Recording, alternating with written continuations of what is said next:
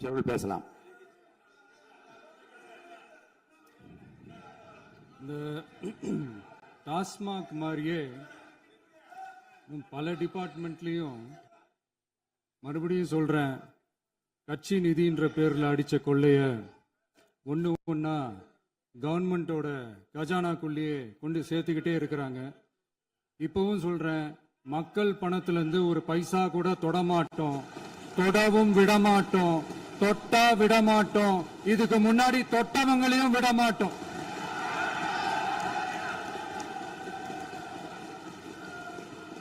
ஒவ்வொரு ஊழலா வெளியில வரும் போலயே ஒவ்வொரு வேஷமா கலைஞ்சிரும் போலயே இங்க இருக்கிற நிறைய பேரு நடுங்கி போய் இதுல நம்ம மேல அவதூறு வேற. இப்ப புதுசா ஒரு வெப்பன் ஒண்ணு கொண்டு வந்திருக்காங்க. அது என்ன தெரியுமா? அவங்க தயவால தான் நம்ம ஆட்சி நடக்குதான். மக்கள் தயவால இந்த ஆட்சி நடந்துகிட்டு இருக்கு. மனசாட்சி உள்ள சக்திகளோட ஆதரவால இந்த ஆட்சி நடந்துகிட்டு இருக்கு. நாங்க தான் அனுப்பி வச்சோம் அப்படின்றாங்களே. அனுப்பி வச்சவங்களுக்கு மினிஸ்ட்ரியில இடம் கொடுத்தா ஏன் கதறீங்க? ஏன் இவ்வளவு கோவம்? ஏன் இவ்வளவு கதறல்ஸ்? இதுல இன்னொரு முக்கியமான விஷயம், மார்க்சிஸ்ட் கம்யூனிஸ்ட் கட்சி நமக்கு ஆதரவு கொடுத்தது சுயேட்சையா எடுத்த முடிவுன்னு சொல்றாங்க. அதே மாதிரி இந்திய கம்யூனிஸ்ட் கட்சி நமக்கு ஆதரவு கொடுத்தது சுயேட்சையா எடுத்த முடிவுன்னு சொல்றாங்க.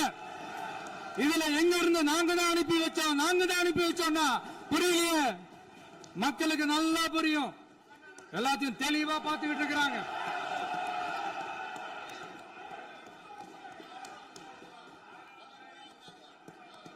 முதலமைச்சர் கண்டினியூ பண்ணலாம். மாண்பு முதலமைச்சர்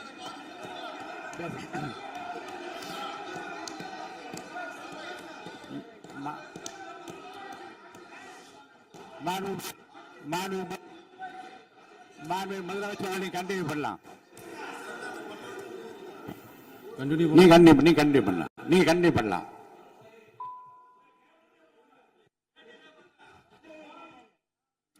இந்த சமூக நீதி அரசுன்னு சொல்றவங்களை பார்த்து கேட்கிறேன், நம்ம பட்டியலின சகோதரர்களுக்கு எத்தனை அமைச்சர் பதவி கொடுத்தீங்கன்னு கொஞ்சம் சொல்ல முடியுமா? ஆனா நம்மளுடைய அரசுல 8 அமைச்சர் பதவிகள் யாருக்கு?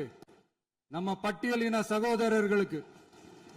எல்லாம் நம்ம அண்ணன், நம்ம தம்பி, நம்ம தங்கச்சிங்க. 100 ஆண்டு கால கனவு இப்ப நிறைவேறி இருக்கு. நான் ஏன் கொஞ்சம் சவுண்டா பேசுறேன் அப்படின்னா அவங்களுக்கு கேட்கணுன்றதுக்காக, தப்பா எடுத்துக்காது. அதே மாதிரி பெண்களோட பாதுகாவலர் நாங்க தான் அப்படின்னு சொல்லிக்கிறவங்களை கேட்கிறேன், எத்தனை பெண்களுக்கு அமைச்சர் பதவியில இடம் கொடுத்தீங்க கொஞ்சம் சொல்ல முடியுமா? எங்க அரசுல 4 சகோதரிகளுக்கு அமைச்சர் பதவி கொடுத்திருக்கிறோம்.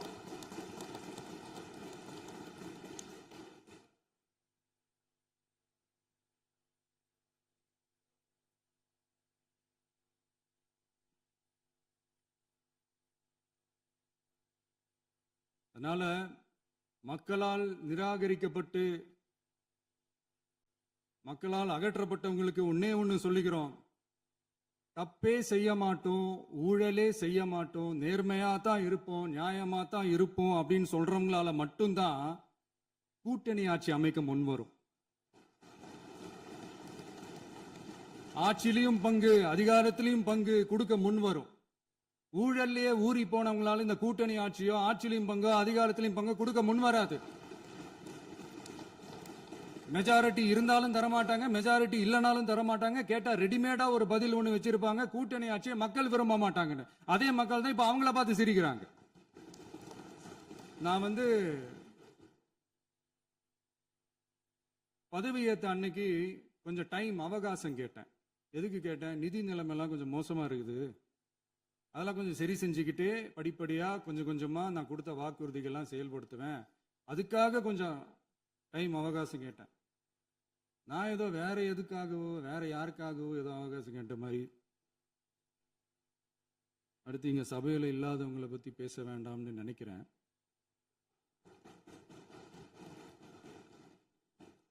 இங்க நம்மளை பத்தி அவதூறு பரப்புறதோட மட்டும் இல்லாம இப்ப நம்ம மக்கள் மேலேயும் அவதூறு பரப்ப ஆரம்பிச்சிட்டாங்க. மக்கள் நமக்கு ஓட்டு போட்டது தப்பான், குடும்பம் குடும்பமா நமக்கு ஆதரிச்சது தப்பான். இது இப்ப இல்ல, நான் சொல்றது எம்ஜிஆர் அவர்கள் காலத்திலிருந்தே. அப்பவே அவர் ஜெயிச்சப்போ அதே மக்களை தப்பு தப்பா பேசுறது. மக்கள் என்ன பண்ணிட்டாங்க, எம்ஜிஆர் என்ன பண்ணிட்டாரு, எம்ஜிஆர் என்ன இது பண்ணிட்டாரு. 50 வருஷமா ஒரே டெக்னிக்கா.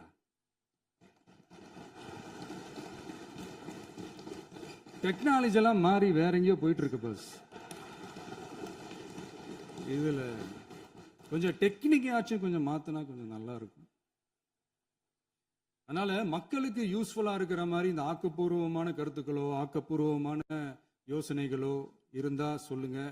அது நாங்க டெஃபரெண்டா எடுத்துக்கிறோம். ஆனா அதை விட்டுட்டு இந்த நக்கலு நையாண்டி சம்பந்தம் இல்லாத பேச்சு இதெல்லாம் பேசிட்டு அப்புறம் முதல்வர் பதில் சொல்லல, முதல்வருக்கு பதில் சொல்ல தெரியல அப்படின்னா அப்புறம் என்ன சோஃபா மாடல் ஆட்சியா? அது என்னன்னு புரியறதுக்கு எனக்கு ரொம்ப நாள் ஆச்சு. இந்த sofa set, table chair, teapoy, furniture பிசினஸ்லாம் வேற எங்க வெளியில போய் பண்ண சொல்லுங்க. அப்படி அந்த பிசினஸ் தான் பண்ணணும்னா நிறைய பிசினஸ் பண்ற மாதிரி வெளியில போய் பண்ண சொல்லுங்க, இங்க சட்டசபைக்குள்ள வேணாம். அதனால ஆக்கப்பூர்வமான கருத்துக்கள் இருந்தா சொல்லுங்க. டெஃபினட்டா அது சரியா இருந்தா நாங்க ஏத்துக்கிறோம். எனக்கு ஒரு குட்டி கதை ஒண்ணு ஞாபகம் வருது, சொல்லாமா? ஒரு ஊர்ல ஒரு பெரியவர் வெயில் ரொம்ப ஜாஸ்தியா இருக்குன்னு சொல்லிட்டு கண்ணுக்கு மேல கை வச்சுக்கிட்டு இப்படி சுத்தி முத்தி தேடிக்கிட்டு இருந்தாராம். அப்ப கூட இருந்த ஒரு சின்ன பையன் என்ன தேடுறீங்க அப்படின்னு கேட்டானா. அதுக்கு அந்த பெரியவர் சொன்னாரா, அது ஒண்ணு இல்ல தம்பி, உங்க அப்பா இங்கதான் இருப்பாருன்னு சொன்னாங்க, அதான் தேடிக்கிட்டு இருக்கேன். எங்க உங்க அப்பாவையா காணோம்?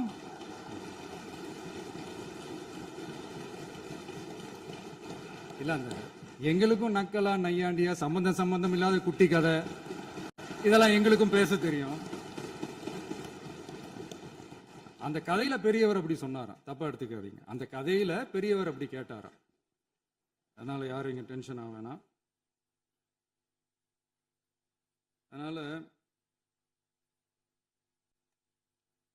இன்னொரு இந்த என்னுடைய உரையை முடிக்கிறதுக்கு முன்னாடி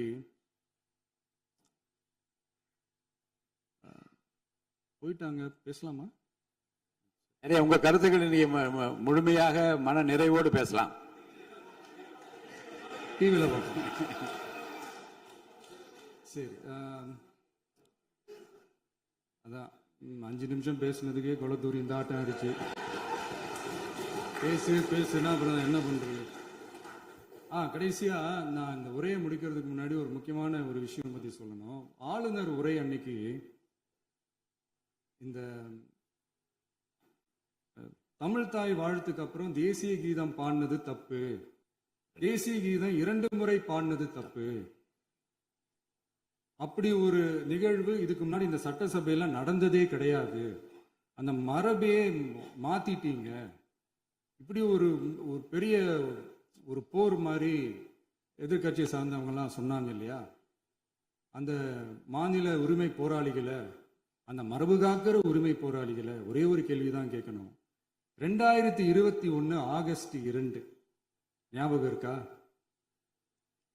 centenary celebration of Tamil Nadu legislature.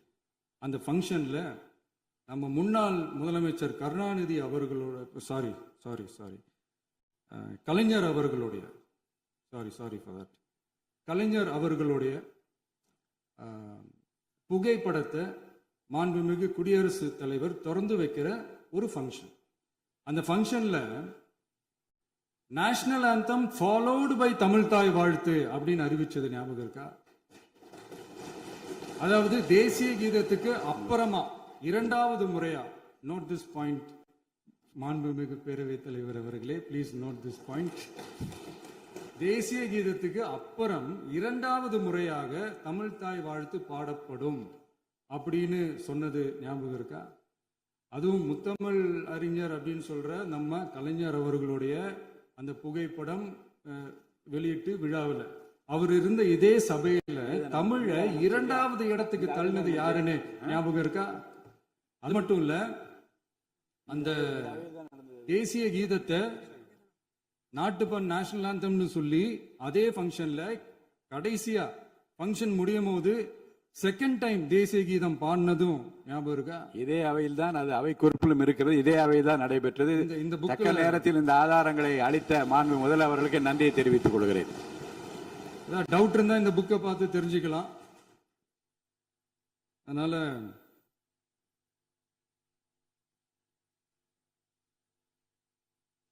இதெல்லாம் கேட்டா என்ன சொல்லுவாங்கன்னா, அது ஜனாதிபதி கலந்துகிட்ட ஃபங்க்ஷன், அதெல்லாம் அப்படிதான், அதெல்லாம் கண்டுக்க கூடாது அப்படின்னு சொல்லுவாங்க. இதே மாதிரிதான் பேசுறது ஒண்ணு, செய்யறது ஒண்ணு, செய்யறது ஒண்ணு, பேசுறது ஒண்ணு. இதெல்லாம் மக்கள் பார்த்துக்கிட்டு இருக்காங்க. எலெக்ஷனுக்கு முன்னாடி தான் அப்படி செஞ்சுக்கிட்டு இருந்தாங்க. இப்போ எலெக்ஷனுக்கு அப்புறம் அதே தான் செய்யறாங்க. இந்த விஜயையும் சாமானியர்களின் உண்மையான சமூக நீதி அரசையும் அவமானப்படுத்துறதுக்கு தான் அவங்களோட அந்த பொலிட்டிக்கல் சீனியாரிட்டி அது பயன்படுத்துது போல. சரி, செய்யட்டும் செய்யட்டும், நல்லா செய்யட்டும். இப்போ ஆனாலும் நம்மளுடைய மாநில உரிமை, மொழி உரிமை, உத்தம உத்தரர் போல வேஷம் போடுற எதிர்கட்சிக்கு ஒன்றை மட்டும் ஆணித்தரமாக சொல்றோம். உங்களை மாதிரி தமிழ்னு சொல்லிக்கிட்டு, மொழி, பண்பாடு, கலாச்சாரம்னு சொல்லிக்கிட்டு ரெட்டை வேஷம் போடுறவங்க நாங்க கிடையாது. உலகெங்கும் வாழும் என் தமிழ் சொந்தங்களுக்கு நம்முடைய உத்தரவாதம் தமிழ் தான் எங்க உயிர் நாடி அப்படின்றத மறக்க மாட்டோம். இப்பவும் சொல்றோம், மாநில உரிமையில எப்பவும் உறுதியா இருப்போம். அதே சமயத்துல அரசியல் வேற, ஒன்றிய மாநில அரசுகளுக்கு இடையே இருக்கிற நிர்வாக அணுகுமுறை வேற. இதுல நாங்க ரொம்ப தெளிவா இருக்கிறோம். அதனால எங்களுக்கு பாடம் எடுக்கிறதா நினைச்சுக்கிட்டு உங்க வேஷத்தை நீங்களே கொஞ்சம் கொஞ்சமா கலைச்சிக்கிட்டே வர்றீங்க, மறந்துடாதீங்க. அப்புறம்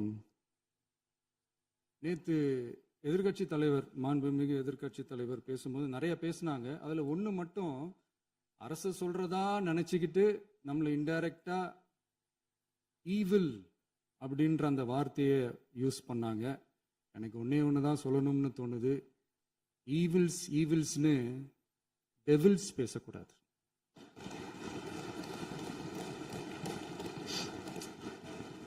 அவங்க இருந்திருந்தா ஒரு ஆக்ஷன் பண்ணணும்னு எனக்கு தோணுச்சு. எல்லாரும் போயிட்டாங்க. இல்ல, பர்மிஷன் பண்ணலாமா? இப்பவும் பண்ணலாம், ஒண்ணும் தப்பு இல்ல.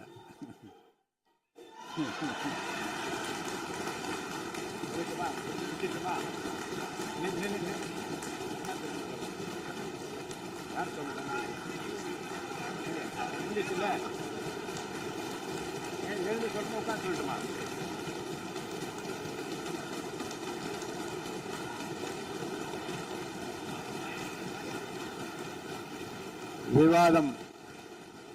விவாதம் முடிவுற்றது. மாண்புமிகு உறுப்பினர்கள் முன்மொழிந்த திருத்தங்கள் வலியுறுத்தப்படுகின்றனவா என்று அறிய விரும்புகிறேன். மாண்புமிகு உறுப்பினர்கள் முன்மொழிந்த திருத்தங்கள் அனைத்தும் பேரவையின் அனுமதியில் திரும்ப பெறப்படுகின்றன.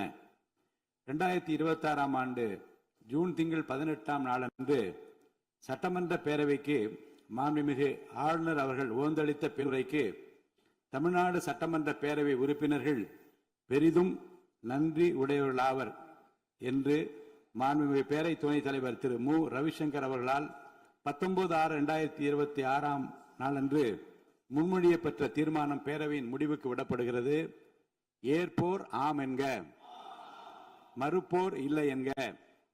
ஏற்போரே அதிகம் என்று கருதுகிறேன். ஏற்போரே அதிகம். தீர்மானம் நிறைவேறியது. அரசினர் தீர்மானம். பேரவை மீண்டும் கூடும் நாள் குறிப்பிடப்படாமல் ஒத்திவைக்கப்பெறும் தீர்மானம். மாண்புமிகு பேரவை முன்னவர் அவர்கள். மாண்புமிகு பேரவைத் தலைவர் அவர்களே, பேரவை விதி 25(1) கீழ் 1 பேரவை மீண்டும் கூடும் நாள் குறிப்பிடப்பெறாமல் ஒத்திவைப்பு பெறலாம் எனும் தீர்மானத்தை மொழிகிறேன். மாண்புமிகு பேரவை முன்னவர் அவர்களின் தீர்மானம் பேரவையின் முடிவுக்கு விடப்படுகிறது. ஏற்போர் ஆம் என்க, மறுப்போர் இல்லை என்க. மறுப்போரே இல்லை என்று கருதுகிறேன். மறுப்போரே இல்லை. தீர்மானம் ஒருமனதாக நிறைவேறியது. பேரவை மீண்டும் கூடும் நாள் குறிப்பிடப்பெறாமல் ஒத்திவைக்கப்படுகிறது. வணக்கம்.